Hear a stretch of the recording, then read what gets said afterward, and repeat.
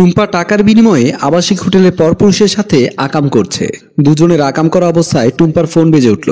টুম্পা লোকটাকে ছেড়ে দিয়ে উঠে বসে লোকটাকে বলল, একদম চুপ, আমার বয়ফ্রেন্ড কল দিয়েছে, কোনো কথা বলা যাবে না। এই বলে ফোনটা রিসিভ করলো। লোকটা টুম্পার কথা মতো চুপচাপ বসে রইল। টুম্পা তার বয়ফ্রেন্ডকে বলল, সোনা ময়না আমার জান, কেমন আছো তুমি? হঠাৎ কল দিয়েছো যে, এই টাইমে তো তুমি কল দাও না। বয়ফ্রেন্ড অভি বলল, আমি ভালো আছি, কোথায় তুমি, কি করছো এখন? টুম্পা লোকটার দিকে তাকিয়ে বয়ফ্রেন্ডকে বলল, আমি আমার আন্টির বাসায় এখন, আমার আন্টি পাশে আছে। অভি বলল, তাহলে তোমার আন্টির কথা শোনাও তো। টুম্পা বলল, আরে বাবা, আন্টি ঘুমাচ্ছে, তাই তো তোমার সাথে কথা বলছি, আন্টির কথা কিভাবে শোনাবো তোমাকে? অভি বলল, আচ্ছা ঠিক আছে, পরে কথা বলবো, এখন আমি রাখছি। এই বলে ফোন কেটে দিল। মোবাইলটা রাখার পর টুম্পাকে লোকটা বলল, আপনি মিথ্যা কথা বলেছেন কেন? আপনার বয়ফ্রেন্ড আছে, এরপরও পতিতালে এসব কেন করেন?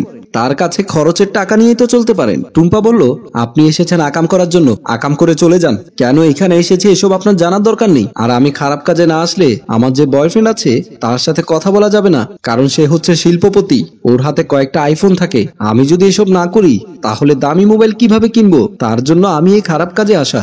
এখন আমার কথা বুঝতে পেরেছেন? লোকটা কিছু বলতে চাইলে টুম্পা তার হাত ধরে বলল, শুয়ে যান, আর কোনো কথা বলবেন না, কাজ ছেড়ে বাসায় চলে যান। এই বলে লোকটার গায়ের উপর ঝাঁপিয়ে পড়ল। অভি তার বন্ধুকে বলল, কিরে বেটা, মেয়ে একটা আমাকে পটিয়ে দিলি। মেয়েটা আমাকে তো একবারও সময় দিতে চায় না, এই পর্যন্ত আমার সময় মতো আমি তাকে পাইনি। যখন সময় হয় তখন আমাকে কল দেয়, তখন আমার মেজাজ গরম হয়ে যায়।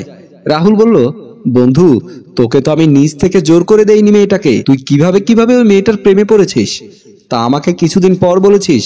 আমিও মেয়েটাকে তোর টাকা পয়সার ব্যাপারে বলে পটিয়ে দিয়েছি তোকে, এছাড়া তো আমার আর কোনো বলার কিছু নেই। অভি বলল, মেয়েটাকে কিন্তু আমার ভালো লেগেছে, তাই তার জন্য এত কষ্ট করে যাচ্ছি।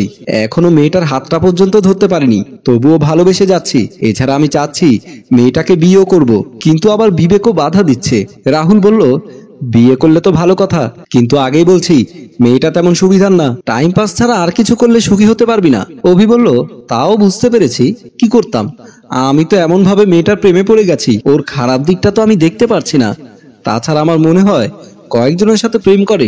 রাহুল বলল, আচ্ছা ঠিক আছে, আমিও খবর নিয়ে দেখি ও কতটুকু পারবে আর তুই কতটুকু পারবি।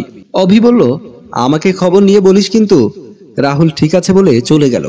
অভিও বাসায় নেমে গেল।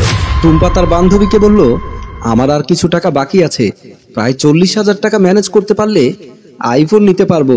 তখন আমার বয়ফ্রেন্ডের হাতে আইফোন থাকবে, আমার হাতেও আইফোন থাকবে, মোটামুটি দুজনকে মানাবে। বান্ধবী বলল, একটা বৃদ্ধ লোকের সাথে করতে পারবি, ও কিন্তু আবার টাকা পয়সা বেশি দেবে, পারলে আমাকে এখন বল, আমি এক্ষুনি চলে আসতে বলছি। টুম্পা বলল, বৃদ্ধ আন্দা কানা বয়রা যাই হোক না কেন, আমার কোনো অসুবিধা নেই, কাজ করবে টাকা দেবে, তাতেই আমার চলবে। তুই এক্ষুনি লোকটাকে ফোন করে জানা এবং চলে আসতে বল।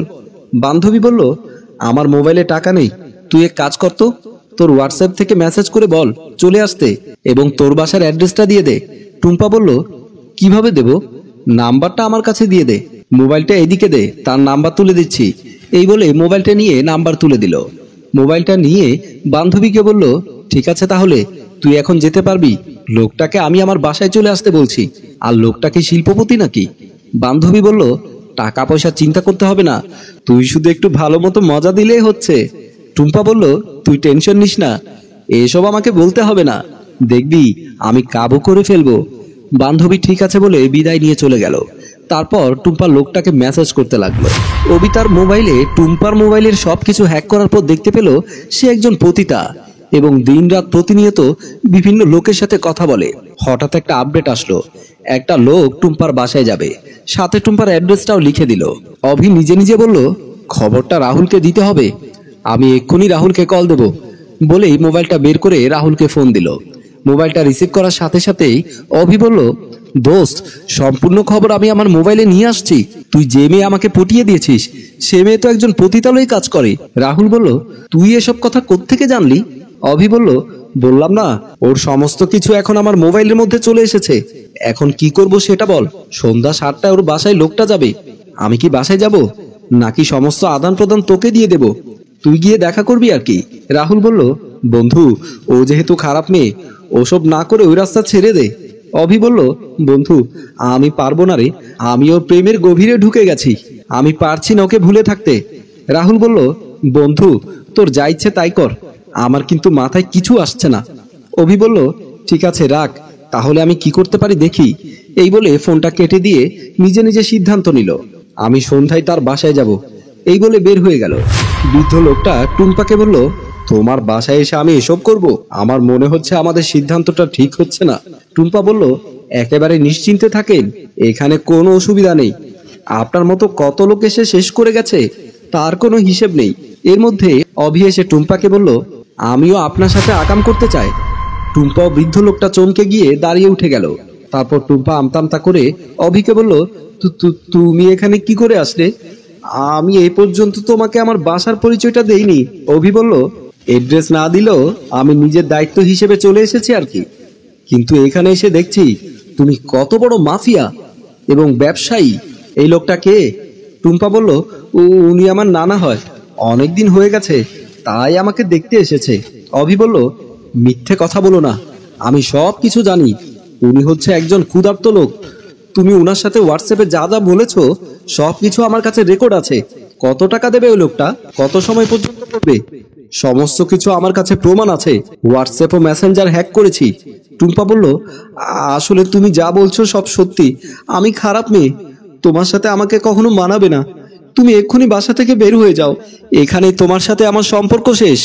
অভি বলল, চাচা আপনি বের হয়ে যান, কোনো কথা জিজ্ঞেস করবেন না। বৃদ্ধ লোকটা কোনো কথা না বলে চলে গেল। তারপর অভি টুম্পাকে বলল, তুমি যত খারাপ হও না কেন, আমি তোমাকে ভালোবাসি। তুমি এখন থেকে এই সমস্ত কাজ আর করবে না। টুম্পা বলল, আমি এত খারাপ জানার পরও তুমি আমাকে ভালোবাসো? আমার সত্যি বিশ্বাস হচ্ছে না।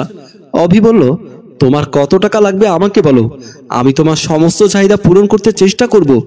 তবুও তুমি আমার হয়ে থাকো। আমি এই দুনিয়াতে আর কিছু চাই না, শুধু তোমাকেই চাই।